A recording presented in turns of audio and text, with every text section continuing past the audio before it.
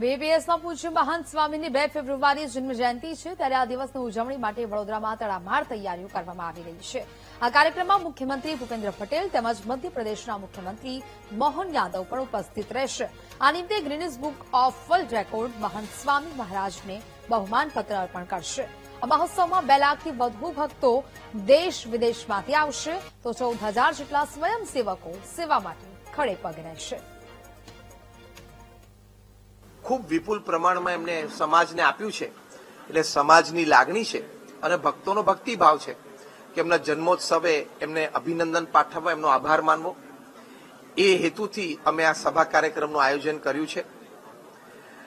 આ કાર્યક્રમમાં Guinness book of world records તરફથી 2 રેકોર્ડ બીએપીએસ સંસ્થાને પ્રમુખ સ્વામી મહારાજને પ્રાપ્ત થવાના છે।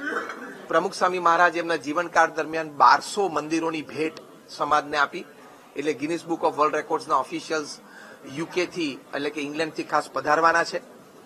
અને બીજો રેકોર્ડ છે કે પરમ પૂજ્ય મહંત સ્વામી મહારાજે સનાતન હિન્દુ ધર્મના સર્વશાસ્ત્રના સાર રૂપે સત્સંગ દીક્ષા ગ્રંથ 87 વર્ષની ઉંમરે એમણે જે લખ્યો, એ જે 315 શ્લોકનો મુખપાઠ એટલે કે by heart, learn by heart, લગભગ 15,000થી વધારે બાળકો કર્યો છે દેશ પરદેશમાં।